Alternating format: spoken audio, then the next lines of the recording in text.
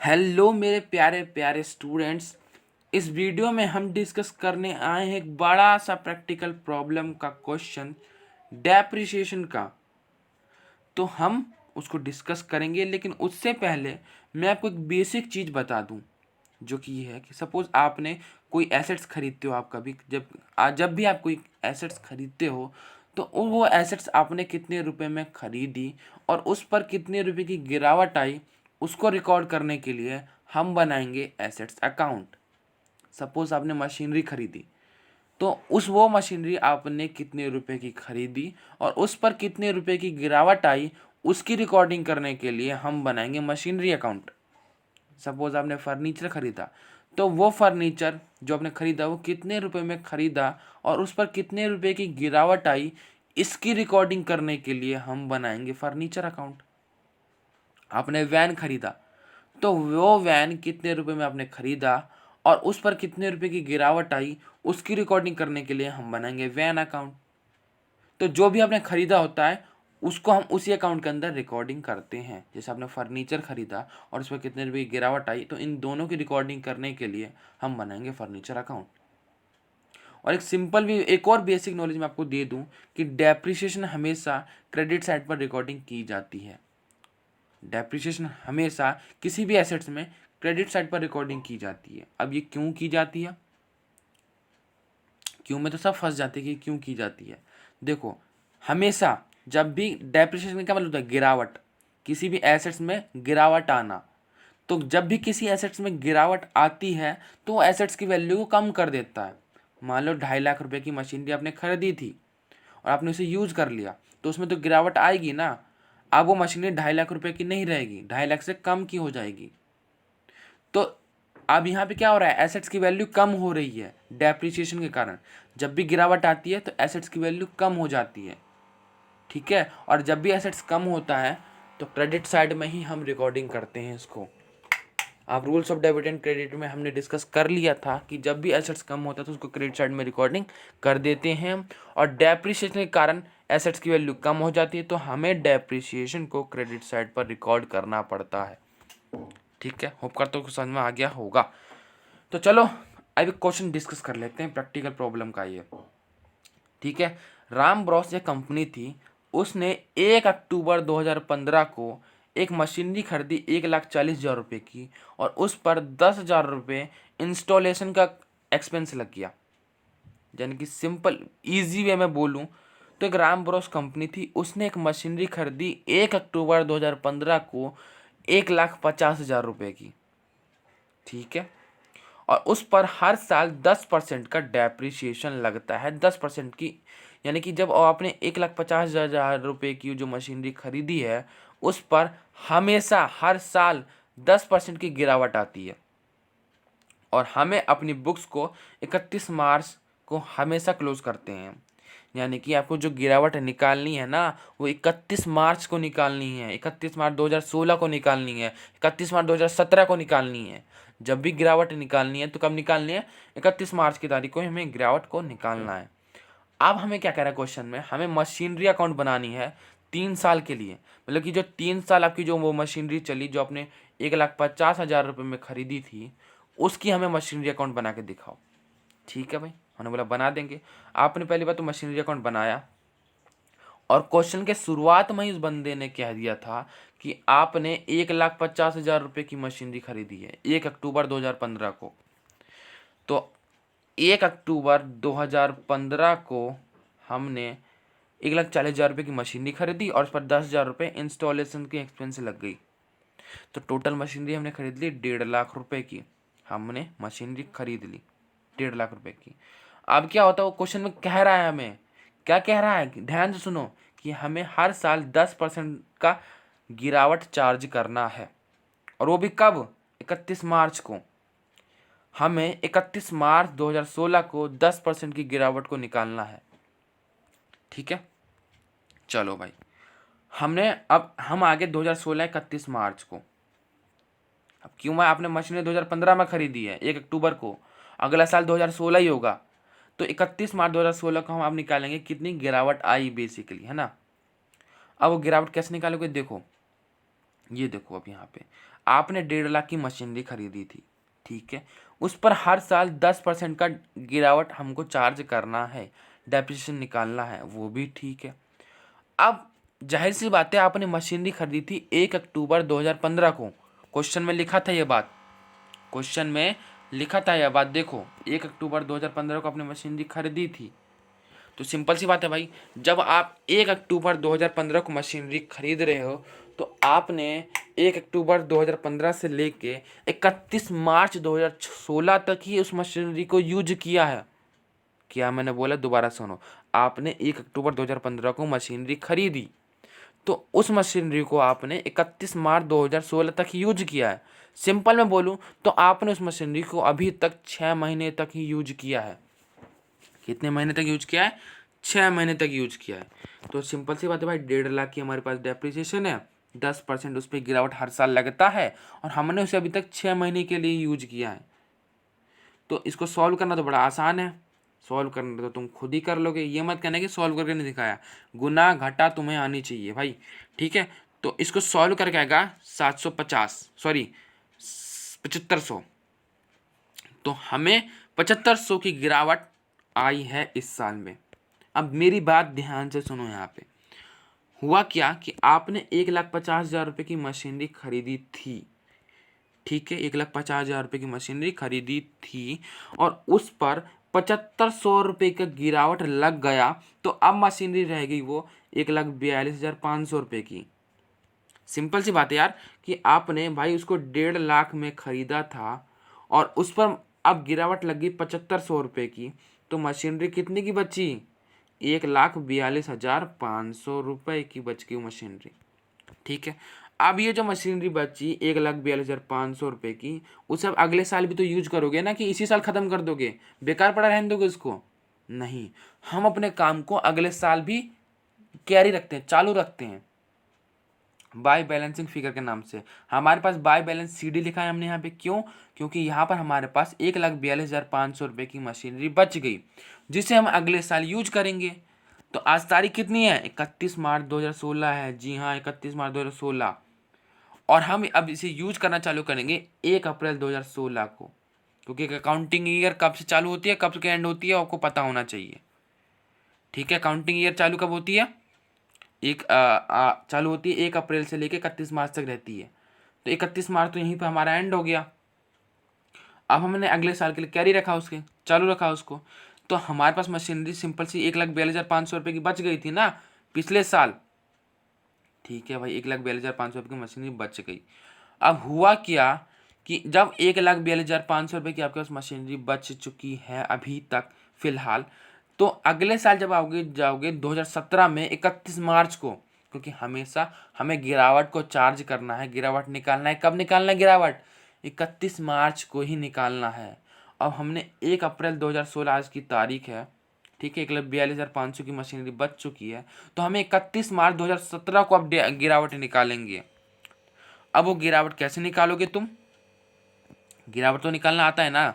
अब देखो गिरावट हमें, देखो 1.5 लाख की मशीनरी थी हमारे पास, 1.5 लाख की मशीनरी थी और सिंपल सी बात है उस पर 10% का डेप्रिसिएशन लग गया। 1.5 लाख की मशीनरी और 10% का डेप्रिसिएशन लग गया, गिरावट लग गया उस पर। तो इसको जब आप सॉल्व करोगे तो आएगा 15,000 रुपये, तो 15,000 रुपये गिरावट आ जाएगा यहाँ पर, 15,000 रुपये गिरावट लग जाएगा इस साल। अब एक महत्वपूर्ण क्वेश्चन जो आपके दिमाग में अभी चल रहा है, वो आप पूछोगे मुझसे कि सर आपने पिछले साल जो गिरावट आई वही 7,500 रुपये की, आपने इसको रिकॉर्ड कर दिया, बट इस साल 15,000 रुपये की गिरावट कैसे आ गई? तो बच्चों, आपने मशीनरी को यूज किया था सिर्फ 6 महीने, आपने 1 अक्टूबर 2015 को खरीदा था और 31 मार्च 2016 को निकाला था गिरावट, आपने सिर्फ 6 ही महीने यूज किया था। लेकिन इस साल क्या हुआ, आपने 2016 1 अप्रैल 2016 को 1,42,000 की बची थी आपके पास मशीनरी और आपने इसको पूरा साल 31 मार्च तक यूज किया आपने, तो जाहिर सी बात है पूरे साल का गिरावट निकलेगा। और पूरे साल का जब गिरावट निकलेगा तो 1,50,000 रुपये की मशीनरी 10% की गिरावट लगी, और ये तो आएगा नहीं इसमें क्योंकि हमने 6 महीने नहीं पूरे साल यूज किया है, तो 15,000 रुपये की गिरावट लग गया, ठीक है। अब ये मत बोलना कि भैया मशीनरी बच गई 1,42,500 रुपये की और आपने गिरावट क्यों निकाल दी 1,50,000 रुपये पे। मैंने गिरावट निकालना है 1,50,000 रुपये की 10% जो मैंने गिरावट निकाला है वो 1,50,000 रुपये पे निकाला है। बट मशीनरी की वैल्यू कितनी थी 1,42,500। तो बच्चों हम यहाँ पर SLM मेथड यूज कर रहे हैं। स्ट्रेट लाइन मेथड में क्या होता था कि गिरावट बराबर लगती थी और रिटर्न डाउन वैल्यू में अलग अलग लगती थी। ठीक है, तो आप बेसिकली गिरावट लगी 15,000 रुपये की, तो सिंपल सी बात है, वही बात होगी कि 1,42,500 की अपनी मशीनरी को खरीदी थी और 15,000 रुपये उस पर गिरावट लग गया, तो वो मशीनरी कितने की बच गई? अब 1,27,500 रुपये की मशीनरी बच गई। अब जाहिर सी बात है 31 मार्च 2017 को भाई मशीनरी बच गई 1,27,500 रुपये की, तो उसको अब आगे साल भी तो यूज करोगे, जाहिर सी बात है यूज करेंगे हम। तो 1 अप्रैल 2017 को हमारे पास मशीनरी बच गई 1,27,500 रुपये की मशीनरी बच चुकी है। अब हम इसे फिर पूरा साल यूज करेंगे, दबा के यूज करेंगे। 2017 1 अप्रैल की तारीख है आज। अब हम अपनी गिरावट को निकालेंगे 31 मार्च 2018 में, क्योंकि हम हमेशा गिरावट को निकालते हैं 31 मार्च को ही, चाहे कौन सा भी ईयर हो। तो हम गिरावट निकाल रहे हैं, कब से निकाल रहे हैं? हमने 31 मार्च 2016 को गिरावट निकाली, फिर हमने गिरावट निकाली 31 मार्च 2017 को, फिर हमने गिरावट निकाली 31 मार्च 2018 को। हाँ, वही गिरावट सेम आएगी, क्योंकि 1,50,000 रुपये की मशीनरी है और उस पर 10% की गिरावट आ गई, तो मशीनरी की पे कितनी की गिरावट आ गई? 15,000 रुपये की। तो 15,000 रुपये की गिरावट आई, तो 15,000 रुपये की गिरावट आप लिख दोगे यहाँ पे गिरावट में। ठीक है, बिल्कुल सही बात है।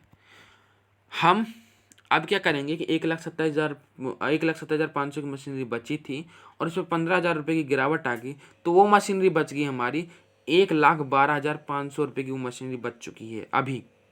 कितनी की बची? 1,12,500 रुपये की मशीनरी हमारे पास बच चुकी है। तो सिंपल सी बात है, जब 1,22,500 रुपये की 1,12,500 रुपये की मशीनरी बच गई है, तो इसको अब आगे साल भी तो यूज करोगे ना। ठीक है, हम अगले साल यूज करेंगे, लेकिन क्वेश्चन में हमको कह रहा है कि हमें खाली 3 साल का ही मशीनरी अकाउंट को बनाना है, हमें आगे नहीं जाना। तो हमने 3 साल का ही बनाया, 2015 का बना दिया, 2016 का बना दिया, 2017 का बना दिया, बस 3 साल बनाना है, ख़त्म यहीं पे। ठीक है, अब टोटल तो करना आना चाहिए ना, टोटल आपको टोटल करना आना चाहिए, जाहिर सी बात है। 1,70,500 रुपये यहाँ आ गया, ठीक है, यहाँ पे दिख रहा है 1,70,500 रुपये यहाँ आ गया और 1,70,500 रुपये यहाँ आ गया। दोनों की टोटल बराबर आनी चाहिए आपको। वो बैलेंसिंग फिगर मैं ऑलरेडी सिखा चुका हूँ आपको कैसे। 1,27,500 जो देखो ये दिखा ना, डेबिट में जूम करके दिखाया मैंने आपको, और क्रेडिट में देखो 15,000 रुपये गिरावट, 1,12,500 रुपये बच गई उसकी वैल्यू, तो दोनों को जोड़ोगे तो 1,70,500 रुपये ही आएगी। अब ये डेप्रिसिएशन अकाउंट बनाना क्या है, इसमें ईजी है, बिल्कुल सिंपल सी बात है, बिल्कुल सिंपल। आपको क्या करना है, हर साल जैसे देखो 2016 31 मार्च हम यहाँ पे बनाएंगे अब डेप्रिसिएशन अकाउंट को। किसको बनाएंगे? डेप्रिसिएशन अकाउंट को हम बनाएंगे। तो अब क्या होगा यहाँ पर कि आपने 2016 31 मार्च 2016 को गिरावट कितनी की आई थी?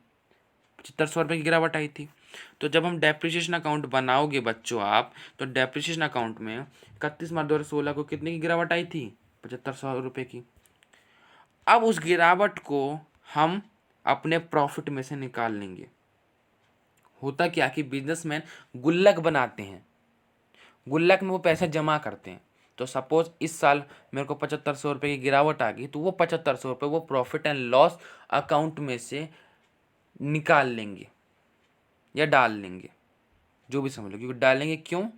वो इसलिए डालेंगे क्योंकि वो आगे जाके अपनी मशीनरी को परचेज कर सकते हैं इसी पैसों से। ठीक है, उसी तरीके से आपको हर साल का कितना गिरावट लगा वो लिख देना है और उसी तरीके से प्रॉफिट एंड लॉस अकाउंट में इसको क्रेडिट कर देना है। सिंपल सी है। अब हम बढ़ेंगे पार्ट 3 पे भी। ये डेप्रिसिएशन का एक बड़ा सा लंबा सा क्वेश्चन जाएगा, ये बहुत टाइम लग जाएगा इसमें बच्चों।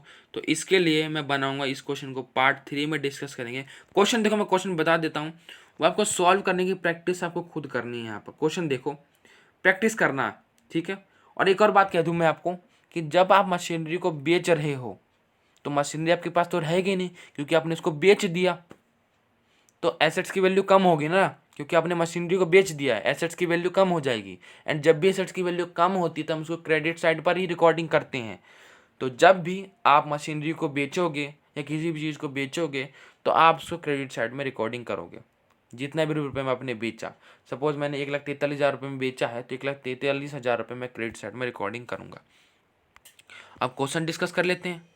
1 अप्रैल 2014 को क्या हुआ भाई, आपको खुद ही ट्राई करना है, ये पॉज कर लेना वीडियो, खुद ही ट्राई करना। देखो क्या है यहाँ पर कि 1 अप्रैल 2014 को ए लिमिटेड ने एक मशीन खरीदी 2,40,000 रुपये की, और उस पर 10,000 रुपये इरेक्शन के लग गए खर्चे।